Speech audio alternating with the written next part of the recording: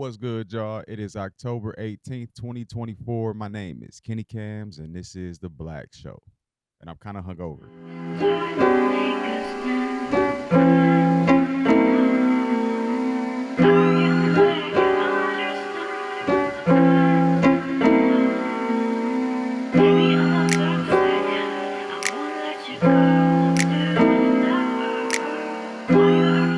What's good, y'all? Little hungover this morning, but I still wanted to get the show out. It was a dope ass night last night, though, man. I left early because, like, I'm a lightweight now. Like, I try to tell my young dogs too. I was with my family yesterday. I try to tell my young dogs, I'm like, bro, I went pro out of high school and retired early, dog, when it come to drinking and partying. But it was a dope time yesterday, man. I got to so it was my uncle's birthday. Shout out Uncle Martin. It's my uncle that's really always been there my whole life, dog. Like me and his son be talking about this all the time. We thought we was brothers for a long time. Cause him and my uncle, my mom was real close too growing up. So all my uncles and all they and they had their issues, but they all close to each other, dog. And it showed yesterday and it was dope. Just I get places early, so I think I was the first the first young cat there. I was the first non-uncle there.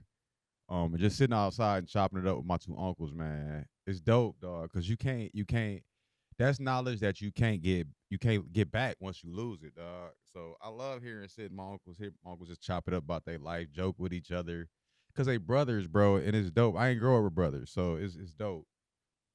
Then my other cousins came in. But my one cousin looked just like my mama, dog. And act like her too. That's my nigga, dog. So it was dope. It was dope. And like y'all know I be talking my stomach jacked up because like so I can't eat a lot of different stuff. I messed my stomach up when I was coaching, just drinking Red Bulls and just poor. Just I gained a bunch of weight because I was just lazy with my life choices. But yesterday, man, it was some chicken, some ribs. My uncle. So if you knew in Milwaukee and you knew Juneteenth, my uncle Wayman used to be one of the top like vendors down there with the ribs, corned beef, like corn, like selling corn down there. So fam, when I walked up to my uncle crib, I could smell the ribs, bro. I was sitting outside when he was drinking. We was drinking a beer, sitting outside chopping it up. His grandson, one of the best basketball players in the country. Uh, Shout out Tay. Uh, we was just sitting outside drinking a beer, chopping it up, right? I'm just catching up on what because all my uncles got a bunch of kids, and I be trying to catch up what my cousins doing just to make sure I'm tapped in. Not really to be nosy, just make sure I'm tapped in. So we just out there chopping it up. That whole time I'm thinking like, I don't even eat no sauce, bro. Just cut me one single rib, nigga. I'm out here like Pookie, boy. I was trying to get one of the ribs, but and I do want to say shout out to my cousin Kenny too. I got a couple cousins named Kenny. Very popular name in our family. It's probably ain't gonna be no more of my own thing. Maybe one more, but Kenny dog, pick and save. When you buy pick and save chicken in bulk, it's way better than Popeyes, bro. Like literally everybody that ate was like, bro, where was this chicken from, fam? And the first time we did that was for my grandma's funeral. And like every time now we like, bro, kid, go get that chicken, dog. But it was some good food, man. I got to eat good. Like I realized like I really can't cook. I was like a white kid, like at a black family, like get together, like dog, these beans and so these pork or these not pork and beans, these beans, man, these baked beans, dog, this potato salad, dog, these ribs, this chicken, I was getting after it. So it was good, but my stomach messed up now. I paid for it last night and I'm paying for it today. But it was dope, man. I got to like get around my cousins and like also I guess what the topic of this episode is like the celebrities that we see now or the people that are like on in general. So because like celebrity is such a fleeting term now. But I want to start asking them, like interviewers, when you interview these people, start asking them who their favorite cousin is.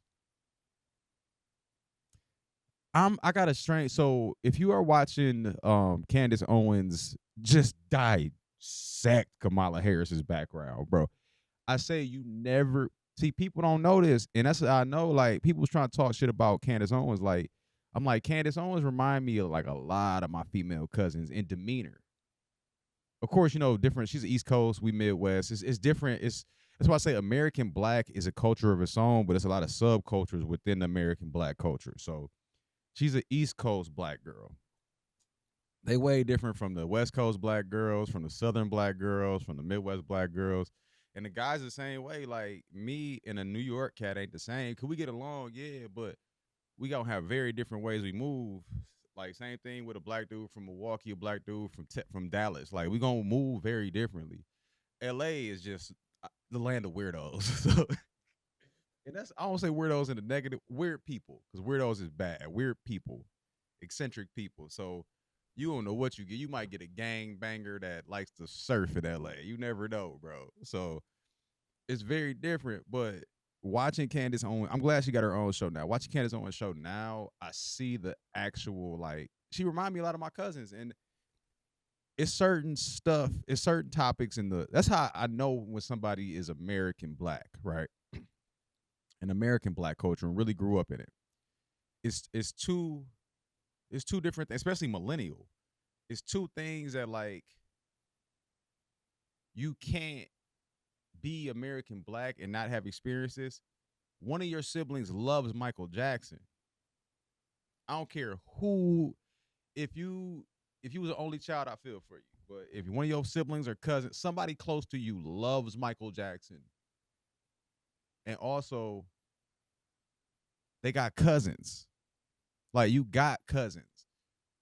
That's the thing. Like that's what unites us all in our culture is Michael Jackson, the love or hate. Mostly if in the Black community, like white people don't like Michael Jackson. Michael Jackson didn't get found guilty of anything.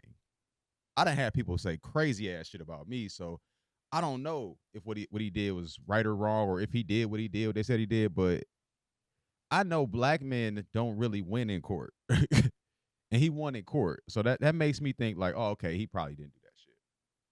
But white people don't like Michael or feel like we're Michael Jackson. Like black people, Michael Jackson is like LeBron James to us. Is like, you know what I mean? Like it's like one of them, or Michael Jordan. It's like it's not no. So can't Kamala Harris's team tried to play the wacko jacko stuff with Kamala Harris' team is fucking her. That's what I think is happening on purpose at this point. Like she can't be this bad of a candidate, and then like she just it can't. It's not possible, bro. But and I know I'm drinking soda, y'all. This is my like try to get my stomach back together. But so Candace, Janet Jackson mentioned that Kamala Harris's parents weren't black. Her grandma's not black, bro. And what Candace Owens was getting down to the meat and potatoes of, and I said it probably about 5 or 6 episodes ago. Most of the people that we see on TV, 99% are industry plants. Like when you can why is every politician or every like person, why are all of their backgrounds so sketchy? Like, why can't you think about this? Kamala Harris should be able to call her cousin up, like talk about the time when we was with grandma. And if you can't do that, don't claim that part of your life. So essentially what Candace Owens has found out that in Kamala Harris's book, she put the help as her grandma to black her up. And they come from a rich communist family that switched a lot of names. It's MK Ultra all like involved in that. Like Kamala Harris is exactly who I said she was from the beginning, bro. She is a plant that is here. Kamala Harris is going to institute all of the policies that are negative towards black people and towards minorities. That's why they put her in. That's why they put Obama in. That's why during Trump, all the policies that Trump people hated got implemented. This LGBTQ agenda took off during Trump because that's how they do. They put somebody at the president that you don't like so they can move that agenda. And there's a lot of stuff that black people ain't seeing. This is a black show podcast. Like the army can now fire on American citizens legally. and engage with American citizens legally. What do y'all think this stuff means? Like they're like, oh well, they wouldn't. Yes, they would, bro. We do it all around the world. So that's why I was so big. That's why I'm so anti-war, anti-violence, because I'm like, if it happens to someone else, it'll eventually happen to you when the opportunity arises for it to happen to you. That's how this stuff has gone historically, and I think a lot of people get stuck in the no. That's not gonna happen to us. That's not gonna be us, and that's not how it. That's not how life in the world traditionally works. So you're asking for something that's like a lot of these people that are like progressives and like even conservative. Y'all asking for stuff that's not feasible because at one point it was feasible. Like that's why it's you got to be moderate in the middle and understand where the world is going, and then you got to understand where your place is in that and where your morals lie in that. So I had a great talk with my cousins. Y'all think I'm good at music, though? I got two little cousins, bro, that are like, I think they could be superstars. And I was talking to the family about it yesterday. I'm like, no, they could really do music for real for a career if they take it serious. That's the big part of taking it serious. And that's the big part with everybody. If you take anything serious, you could do it. But the way our country is set up, y'all, I think it was 3 or 4 episodes. I'll try to break it down. Like, the way our country runs is not how people think it. The majority of people think it runs. That's why you'll never get ahead. If you feel like you like, oh, I just can't get this shit right. I was like that for a long time. Like, oh, what is going on, bro? I'm smart. I'm like, I work hard. But I was playing a game. I was playing life the way that they told us, not the way it is.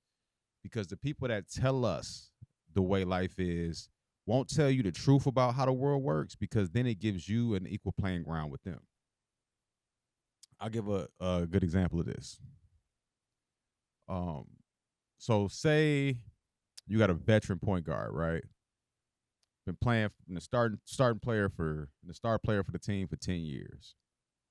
And the GM goes to him and like, hey, we're gonna draft this rookie point guard to even better one for Packer fans to understand this. Brett Favre, Aaron Rodgers. So when we brought Aaron Rodgers in, he was sitting on the bench. Brett Favre was on his last leg there. Everyone's like, why isn't Brett helping Aaron get better so that he could take his job? Like, and I think that like a lot of people that aren't, I don't want to say fans, but that's the best word I can think of, we're not involved in the actual process of stuff. Thinks that like, oh, Brett Favre just wants the Packers to win, so he's gonna help the young guys so that we can. These men have different intentions. They have different motivations. Brett Favre might not even be a Packer fan. He might be playing for the Packers. He's not from here. It was the same thing with Jordan Love. They're like, well, Jordan Love should sit to. John was talking about this. Like, Jordan Love should sit to he's healthy. I'm like, I agree. I was like, but if I'm also Jordan Love agent, I'm like, hey, bro, Willis is playing good. You need to get the fuck back out there. We just got a new contract, bro. That's leverage for the Packers for us. So that's it's more I think people think that feelings matter in the world. Feeling matters on stuff that doesn't matter.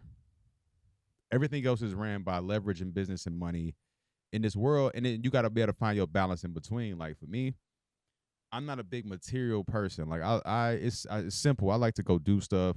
I find joy in different stuff that most people find. Like it's not really something I could buy to make me super happy that I know of yet. But I get joy of like doing stuff like that Riverside film, and it's like I realized like I was working for freedom, not to. I don't want material stuff ain't the big thing. I just want to be able to pay for my bills that I got to pay for, and live my life as I want to live it, not be the richest person in the world. I had a old guy that I played football with. He was a friend at one time, but not anymore. And it's because of kind of this mindset. And anybody that's kind of like I notice interacting with dog, I don't mess with either because they're chasing this similar mindset of like, oh, I want to be rich. I want to be rich. I want to be a billionaire. I remember he told me like this guy has millions of dollars. And I have honestly never seen him donate anything to anybody. Like I've never seen him give anything to anybody that like wasn't like a club or something. Like I've never seen it. So it may exist, but I've never seen it. I think he gave some money to his college. It's already a super wealthy college, and that's more a clout thing because they named a room after him. But I've never seen him give anything to anybody. And like at some point, and it just a lot of janky shit in our relationship where I realized I was like, oh, I was just being kept around just so you could have a little bit of connection to the neighborhood on some clout shit. Like you ain't really fuck with me like that. And it's another dude that we play football with too that he does the same thing too, and he don't see it, but he also wants to chase that. They're chasing something that like they're chasing material wealth. And the thing I realized, the people that chase material wealth in manhood, that's not for a purpose. So if you're chasing material, I want to buy a house for my family. I want to make sure my kids' college is paid. But if you don't have no liabilities like that, like you don't have no responsibilities, and you just want to be a billionaire, you're an egomaniac. You're overcompensating for something. And with Dog, I realized he just wasn't cool in high school, and like he knows that without that money, nobody fucks with him because he's not a good character person. There's bad temper, bad ego. So that's why he needs the money to maintain a certain level. And I realized in the inverse, why a lot of people get pissed at me, not get pissed at me or look at me some kind of way that have a lot more than me, obviously, is because I don't need to maintain a certain like demeanor or like I don't need to maintain a certain amount of money for people to still fuck with me. Like my money go up and down. Like before the studio, I was living good. Now I gotta live more responsibly and I gotta live a little bit cheaper. Gotta move a little smarter. But that's just how life works. Because money isn't my like barometer of success. And I know most people it is, but the people that money is your barometer of success, you really don't have a very good, a very full outlook of life. You have a very narrow outlook of life, and you don't think you're in survival mode. I know billionaires in survival mode. Like that's why. And I was talking to when I was talking to my cousin yesterday. I'm like, this music stuff is not. It's really not what y'all think it was. It may. I wonder if it was like what y'all think it was at some time. But like, it's not what y'all think it is. Music is basically slavery. It's a slavery system of people. We're just billboard. If you're signed to a label, you're just a billboard. And that's why you see a lot of like drug addicts that like you can't because they're trying to cope with the fact that they got everything in the world and they still don't like themselves.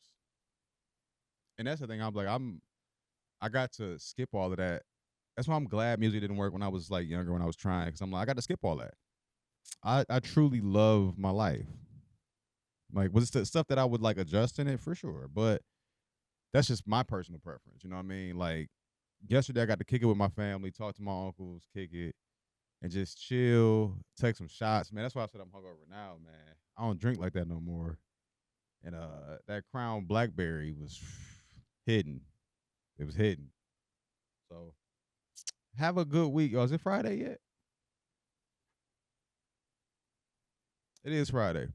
Have a good weekend, everybody. I hope everybody stays safe, man. I'm gonna be in the house working, y'all. I think another album might be coming. No, I don't know yet. No, I got some work I gotta do for some editing stuff. So um shout out to my homeboy Fabian Heath, man, down in Florida. I don't know if I'm gonna make that Florida trip, y'all, just because I don't want to get in the way down there. Like if the initial idea didn't go as it would, I might just go down there and visit Fabe and his family and just catch up with Dog. But I'm telling y'all, man, for the last for sure like 5 years of my life, I've dedicated it to helping people and not really like trying to be like, oh, I can show people that I can do this. I can show people that I can do that.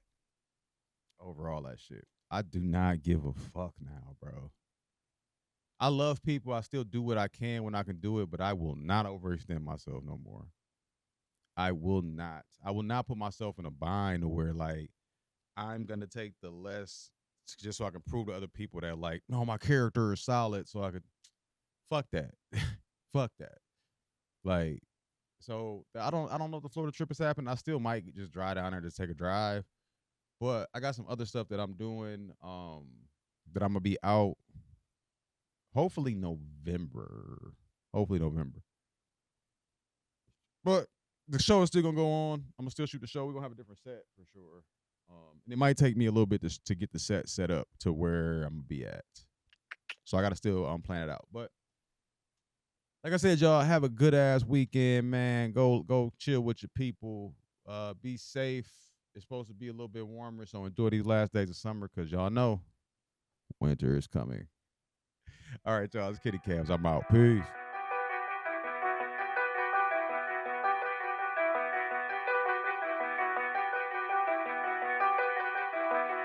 Got a few of them with me and we rollin' up like a Michael. Got the heat in the back and I'm about to hit for the cycle. Nigga running, I'm shooting like Steph, that boy cooking. All his PI tellin' them but paid, they ain't looking. They